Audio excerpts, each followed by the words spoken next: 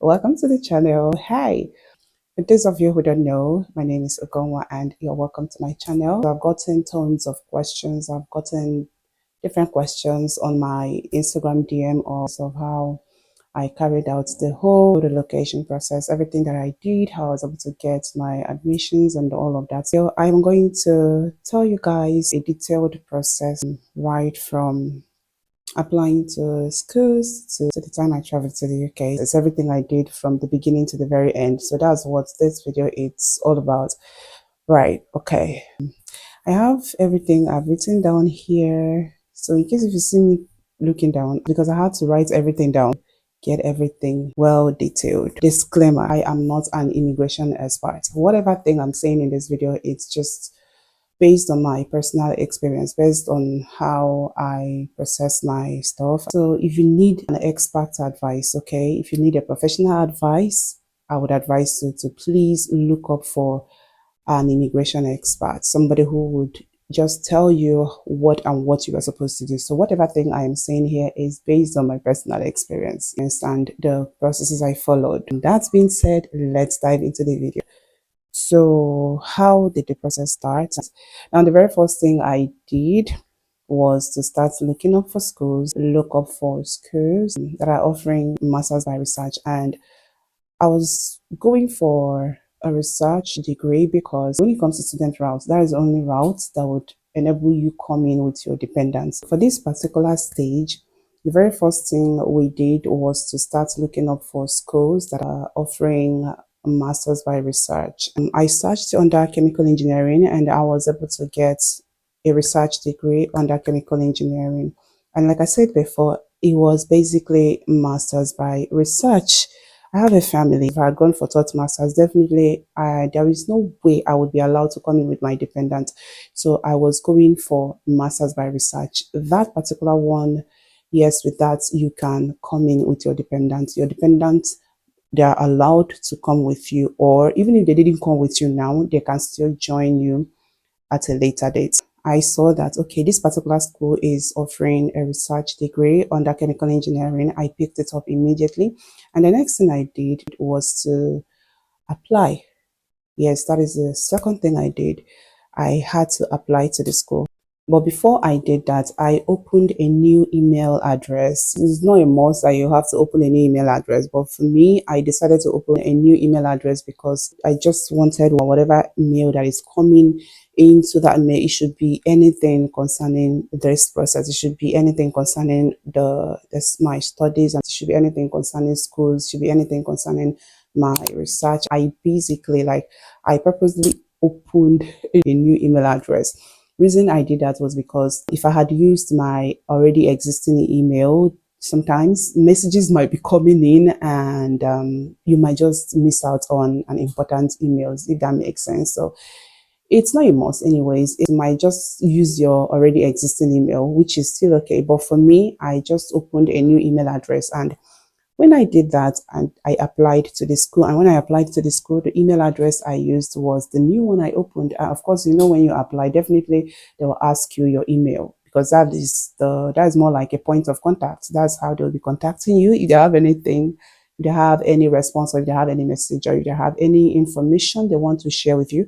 That is where they are going to send it. So the next thing I did, apart from opening new email address, was to apply to school.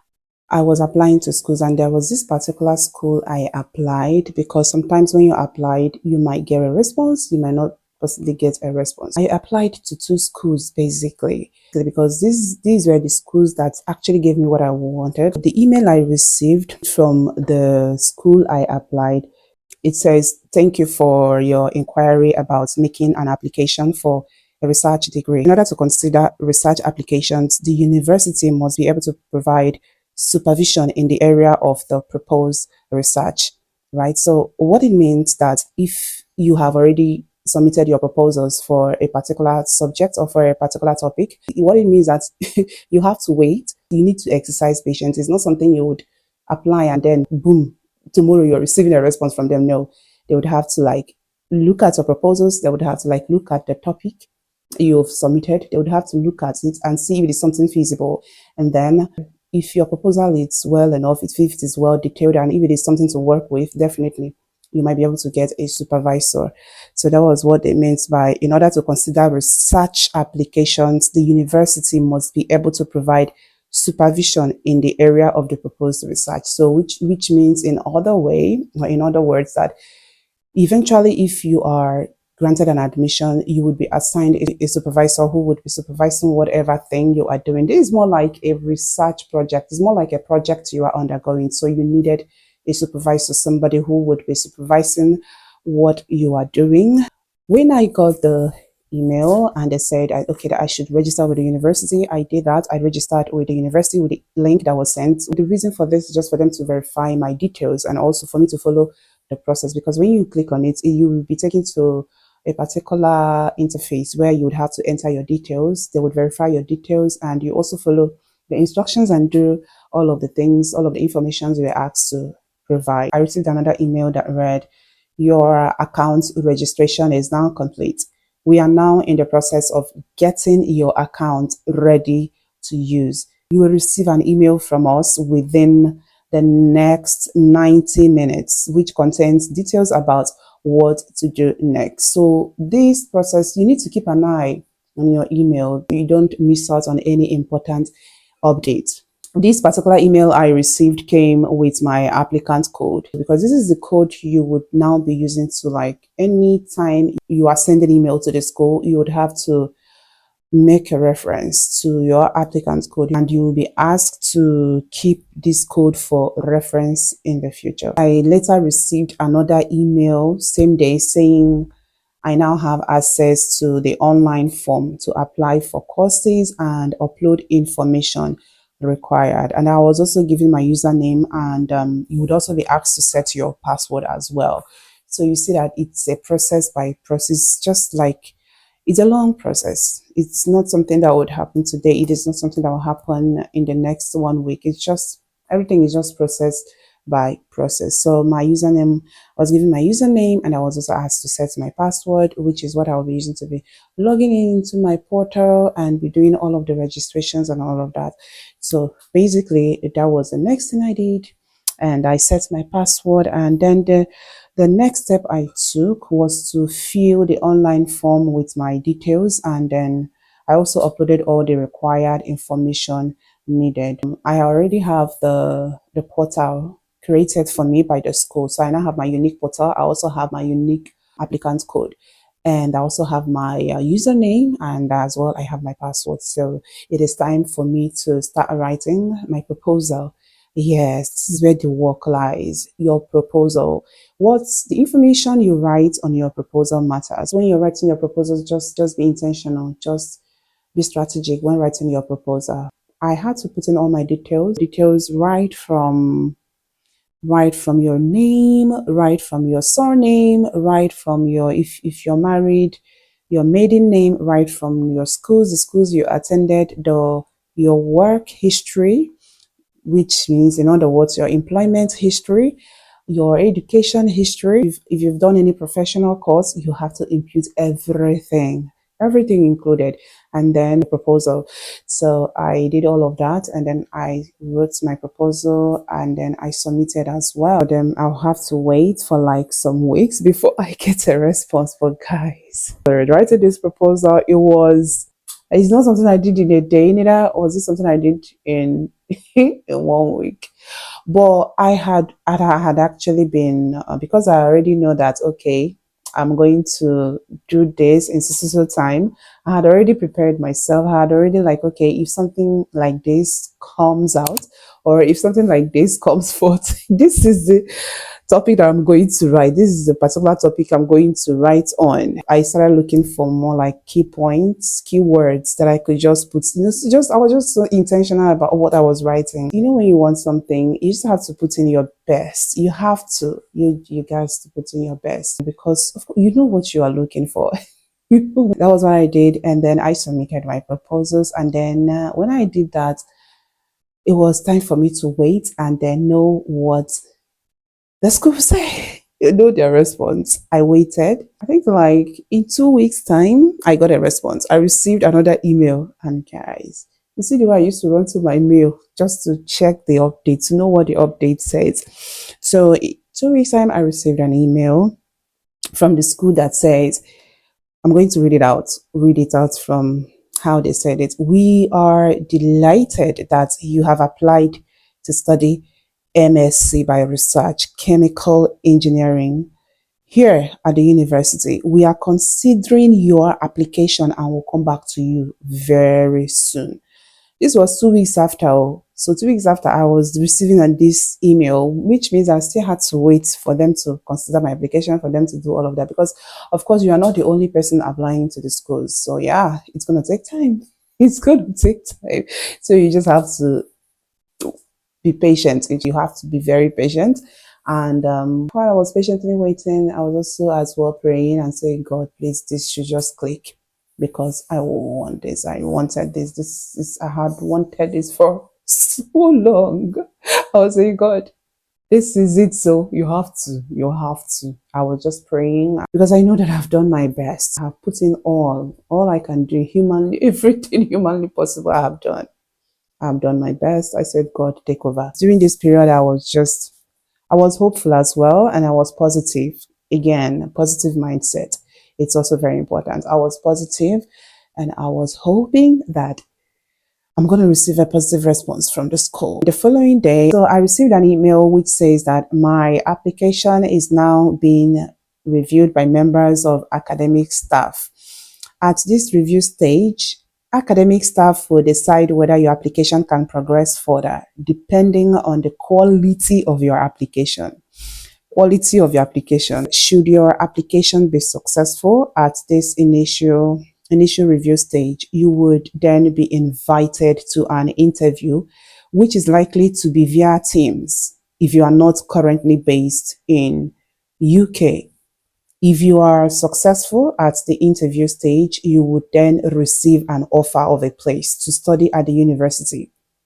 If you still need to provide us with additional information, we would first issue a conditional offer. Once we have all the information we need, you would receive an unconditional offer. Guys, I got this email and I'm like,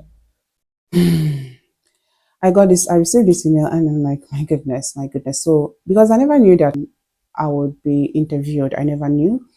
It was when I got this email that I knew that I was going to be interviewed by a supervisor. So guys, this was another hurdles again, another preparation again. I had to start preparing. I had to start getting myself ready for this interview because here they said that they are going to review my applications and blah blah blah. If it was successful, they are going to invite me for an interview, probably via Microsoft Teams if I am not in the UK or if I'm not in that particular geographical area where the university is. And, I was still in Nigeria and I had to prepare. I had to get ready. Like, I hadn't even gotten an email. I had not received an email from anybody, from my supposed supervisor. But I was just positive. I was just within me already. I was just telling myself, oh, go, you got this.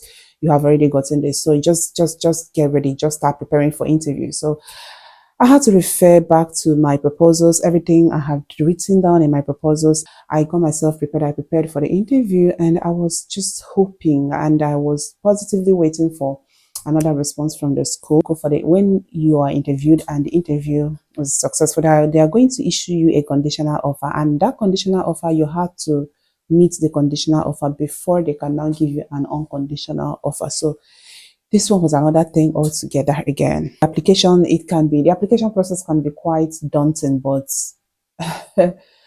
it's worth it.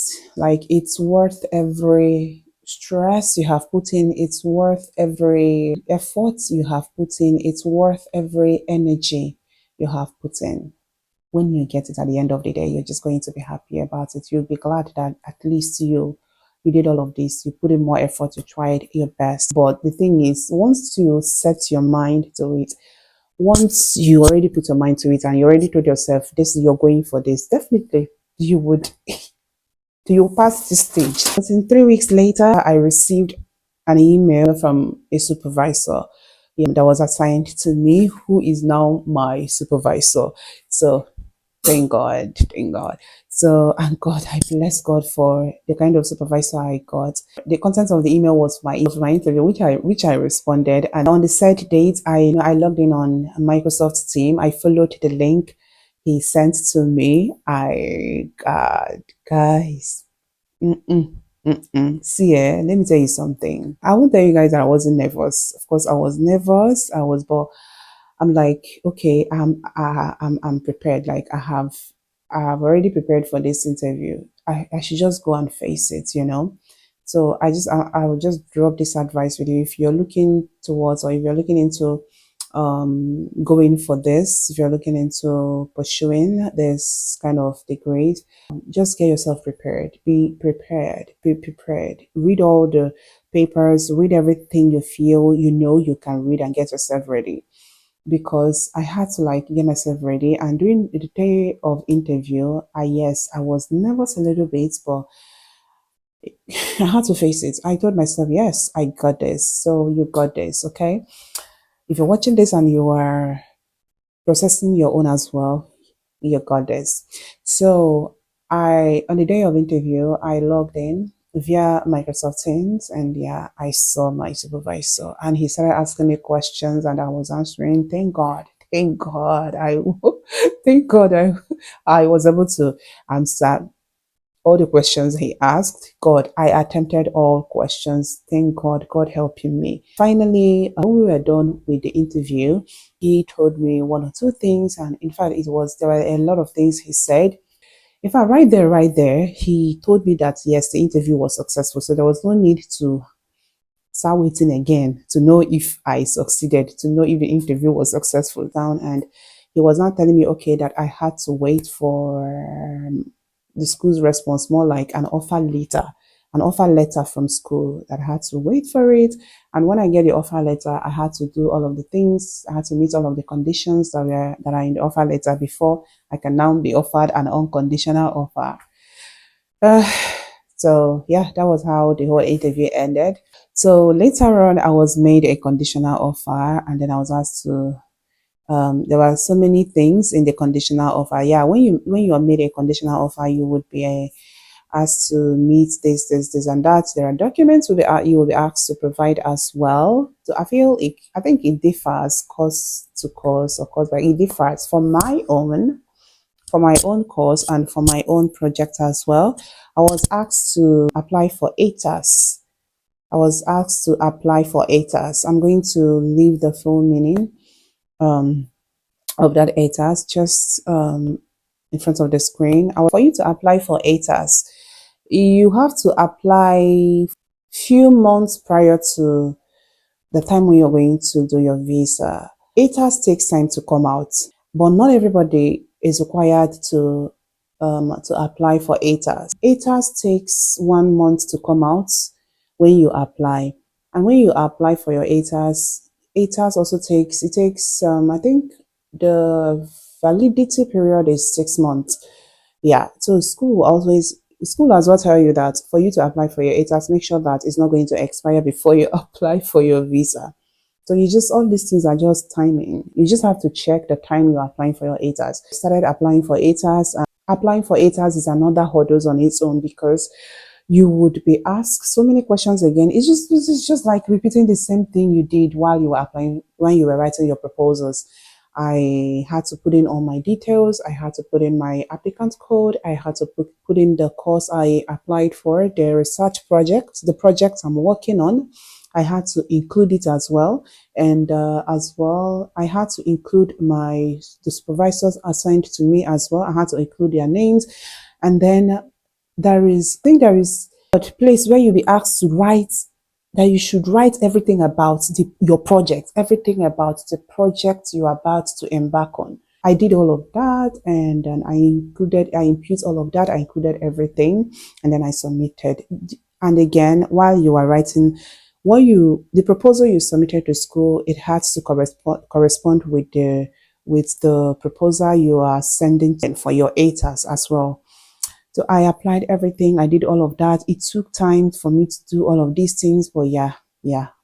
I did it, and then I had to wait 1 month after, I received email. When I checked it, whew, but sincerely, during the waiting period, when I was waiting for that 8 hours, I was praying because I heard, while I was researching, I heard that sometimes people can fail 8 hours. Sometimes they will not grant. Sometimes it doesn't come out successfully. Sometimes it's not even successful. So during that waiting period, I was also praying and hoping, and with a positive mindset, I was waiting for the certificate. And when I received the email, and they said, congratulations, your ATAS application was successful. And guys, mm-hmm, mm-hmm. I had to pat myself on the shoulder. Like, cool, well done. I received the confirmation. I received the ATAS certificate. When I met all of the conditional offer, all the documents I was asked to upload, the ATAS, I uploaded it as well. I submitted all of the documents that I required. I was now waiting for for them to grant me unconditional offer. Was for my part of the conditional offer, yes, you'll be asked to make a certain deposit, which I did as well. And yeah, when all of that was met, I was given an unconditional offer. I'm ready to start my visa application process because I received my unconditional offer. And then, when you receive an unconditional offer, it is automatically telling you that, yes, we have accepted you. So you are now a student of this particular school. So I also waited for them to send my CAS as well. I received my CAS as well, and then I started applying for. Oh, guys, for my cast, that one is another story on its own. Maybe one day I'm going to tell that story, but there was a whole lot when I was waiting for my cast, and blah blah blah, all of that. So I got my cast, and that was just the beginning of my visa application process. I started applying for my visas. I did I went for my biometrics, and but prior to that, I had already gone for my in fact, anyway, there are so many processes that I did, which I'm not going to say, which I'm not going to outline in this video because this video is already too long. It's already long. If you want me to do a video on how on my visa application process, do let me know. Drop it in the comments section, and maybe maybe I will just do a video on that one as well.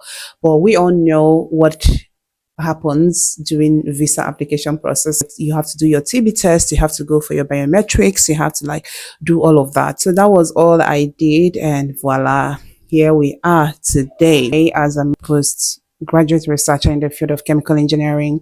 That was basically it. Nothing much again. I've said a lot in this video. So if this video was helpful, please go ahead, click on the like button, drop your thoughts, your comments in the comment section, and yeah, share this video because I know it's going to help someone out there. And also, if you haven't subscribed, please subscribe to the channel and join the family. So we're just going to call it a day here, and yeah, so please like, subscribe, share, do all of that good stuff, and also turn on the bell notification so as to get notified anytime I upload new videos.